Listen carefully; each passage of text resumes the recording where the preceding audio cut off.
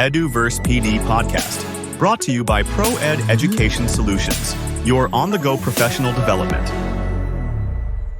Welcome to the world's first education podcast, hosted by AI.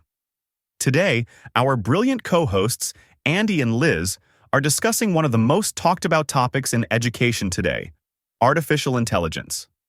They'll be exploring key insights from the exclusive interview AI Meets Human Intelligence, the unique intersection in education with the esteemed teacher Philip Alcock, featured in EduVerse Newsletter, Issue 18, our special edition on neo-mindsets for tomorrow's education. Whether you're an experienced educator or just starting out, this episode will leave you with fresh perspectives and practical strategies for integrating AI into your teaching. Let's hand it over to Andy and Liz to get the conversation started.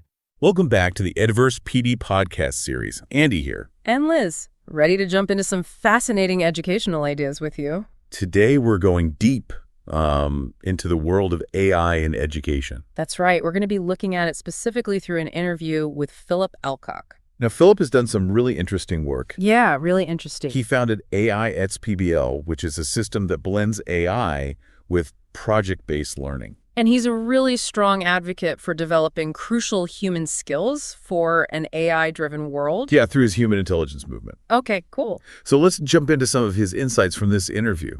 One thing that really struck me was how Philip's own AI journey started. Oh, how's that? Well, he was actually inspired by seeing a friend use ChatGPT. Really? Yeah, to write a reference letter. Wow, so simple yet. I know, so simple. Powerful. But I think it really speaks to how AI isn't this abstract concept for tech experts. It's something that can spark curiosity and innovation in everyday situations.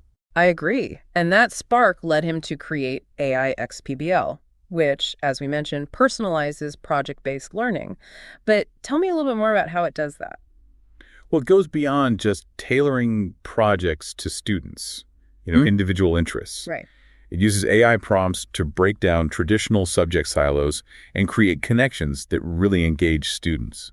So, for example, how would that look? Well, think about it this way. Instead of teaching math and art as separate subjects, AIS PBL can help you design a project where students use mathematical concepts to create a piece of art. Or, maybe they're using data analysis to examine the physics of a soccer ball's trajectory. Wow, so that's really thinking outside the box. Yeah, and he actually has a great story about how he achieved 100% student engagement and saw significant academic improvement just by making those connections and tapping into students' passions. Yeah, have you ever had a student that just surprised you with their passion for a subject that you weren't expecting it from? Yeah, I think we've all had that experience as educators. Right, and it's like AIS PBL is helping us find those sparks of interest in every student. Totally. But I'm curious about the practical side of things. We've talked about AIS PBL, but how do we actually implement something like this in a real-world classroom? Yeah, it can feel overwhelming, especially if you're already feeling stretched thin. Absolutely, and Philip addresses that head-on. Okay, good. He advocates for this really interesting approach. He calls it show, don't tell. So instead of kind of like forcing it on everyone, it's more of a grassroots movement. Exactly.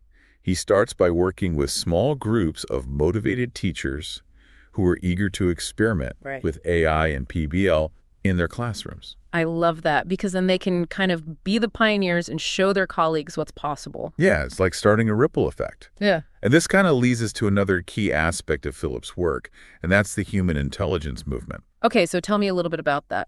Well, he's incredibly passionate about developing the essential human skills that will be crucial in a world that's, increasingly driven by AI. Yeah, this is so important. It's like, AI is cool and everything. Right. But we can't forget about what makes us human. Exactly. And he really emphasizes specific skills, too. Oh, like what?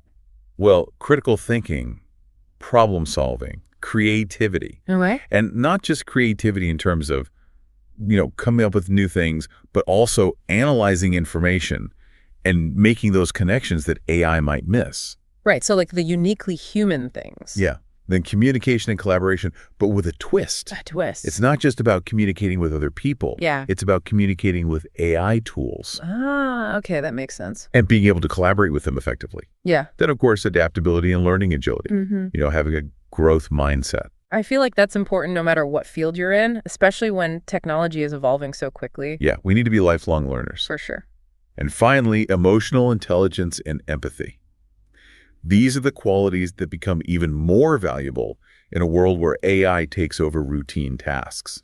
Now, one of the things I found really interesting in the interview was Philip's perspective on how AI can enhance self-reflection. Oh, how can it do that? Well, he talked about prompt engineering, Prompt engineering. which is basically the process of giving instructions to AI. Okay.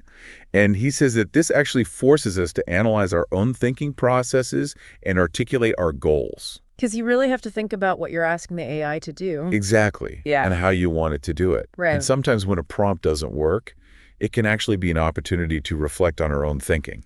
Oh, interesting. So like it's holding up a mirror? Almost. Now, while Philip is clearly excited about AI, he's also a big advocate for something he calls the human intelligence movement. And that really resonated with me because it's Yeah. easy to get caught up in the tech and forget about the human skills. Absolutely. Things like critical thinking, collaboration, and especially emotional intelligence and empathy. Those are the skills that AI, well, at least for now, can't replicate, and they're going to be so important for our students' future. And what I found really interesting is that Philip sees AI as a tool that can actually help us develop those human skills. How so? Well, he said that working with AI can actually make us more aware of our own thought processes. Because when we're crafting those AI prompts, we have to really break down our thinking. Articulate our goals and carefully consider our strategies, It's almost like AI is holding up a mirror to our minds. helping us understand how we think and why we do the things we do. That's such a powerful way to put it. It really underscores that AI isn't just about automation. It's about expanding our own intelligence and pushing us to think differently. And one of the coolest ways I saw Philip put this into action was at a conference he organized. Tell me more about that. He brought together students and district leaders for these roundtable discussions about AI in education. Wow, what a concept. Can you imagine the insights that came out of those conversations? Students and decision makers, side by side, talking about the future of learning. It really emphasizes the importance of including everyone in these discussions about AI, especially the students themselves. Because ultimately, they're the ones who'll be most affected by how we integrate AI into education. Now let's talk about Philip's book, Transforming Your Teaching with AI. Okay. It's full of insights from over 200 conversations with educators. Wow, 200 conversations, that's a lot. It is, and the book itself actually started really organically. Oh, really? How so? As a blog post, where Philip just wanted to share some highlights. Right. But he quickly realized there was so much more to say. So it just kind of grew from there. Yeah, which I think speaks to the evolving nature of AI in education. Right. We start small, and then as we discover new things, we expand our understanding. Exactly. Now, one story that really resonated with Philip Okay. involves an educator named Jay. And it kind of transformed how Philip thought about his own role in educational technology. Oh, interesting. In what way? Well, initially, Philip's work was really technically focused. He was creating chatbots, things like that. Okay, but that changed. But his experience with Jay pushed him to think more broadly about learning design and assessment. So not just the tools themselves, but how they can shape the entire learning experience. Yeah, he became what he calls a learning experience designer. Wow, that's a really cool evolution. It is. But he noticed that many educators face a similar challenge when they first start working with AI. Oh, what is it? It's a psychological barrier. They expect instant mastery and immediate results, which often leads to frustration. Oh, I can see that. It's like we're so used to technology giving us quick fixes that we forget that true integration takes time and effort. and a willingness to learn and grow. It's almost ironic because a lot of these same educators will tell their students to embrace a growth mindset, but I know, right? it's harder to practice what we preach. Totally. So what about the educators who do successfully integrate AI? What are they doing differently? Yeah, I'd love to know. What's the secret sauce? Well, Philip observed that they approach AI with that same growth mindset they encourage in their students. They see challenges as opportunities. They're willing to experiment. So it's really about embracing the learning process. Absolutely. And celebrating those small wins. Yeah, and normalizing the idea that it's okay to not be an expert right away.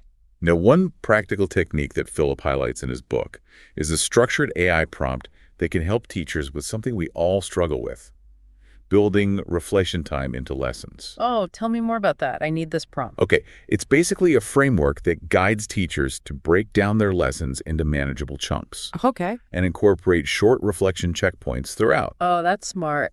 They even plan a concise closing activity and have backup activities ready just in case time runs short. So it's really about planning for reflection from the very beginning. Exactly. He actually shares a story about Harry, Who's Harry? a 10th grade English teacher who was amazing at creating engaging lessons, but always ran out of time to reflection. I've been there. And this prompt helped him think more strategically about time management right from the start. So instead of adding reflection as an afterthought, it's built into the lesson. Exactly. And it wasn't just Harry who benefited from this prompt. Philip found that it helped many teachers make reflection a more consistent part of their practice. I love that. Now, I'm curious, what did Philip learn about how AI in education is being approached globally? Yeah, I was wondering about that too. Well, one of those interesting things he discovered was that despite all of the geographical and cultural differences, Right. educators around the world actually share really similar hopes and concerns. Oh, wow. So we're all kind of in this together. We are. But he also noticed some interesting variations in their approaches. Such as? Well, for instance, educators in regions with limited technology access were incredibly creative in adapting AI tools to their needs. I can imagine like finding ways to blend AI with more traditional teaching methods. Yeah.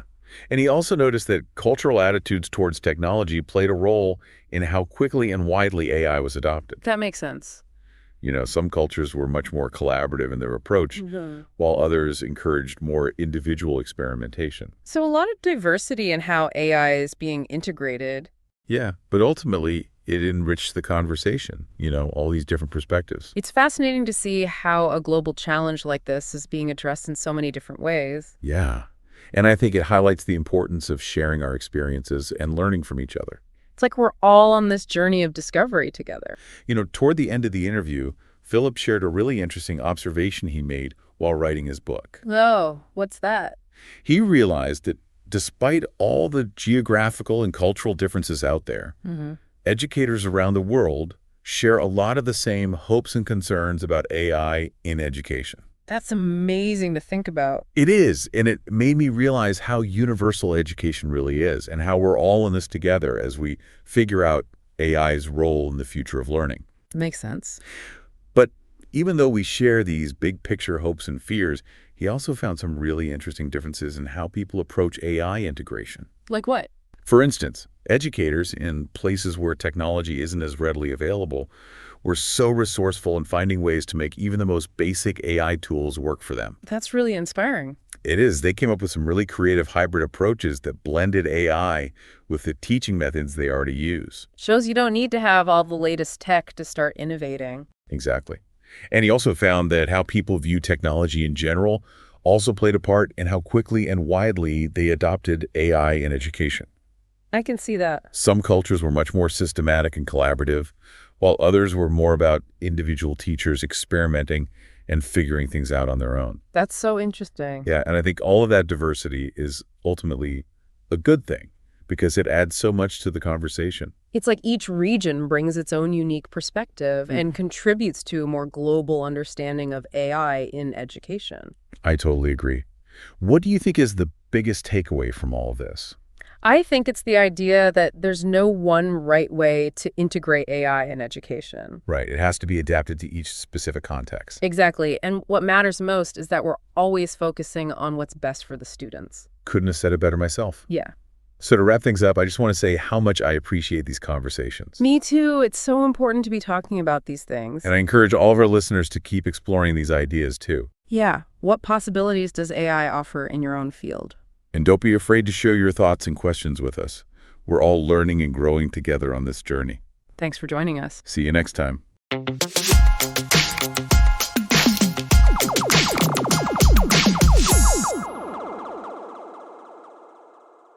What a thought-provoking discussion.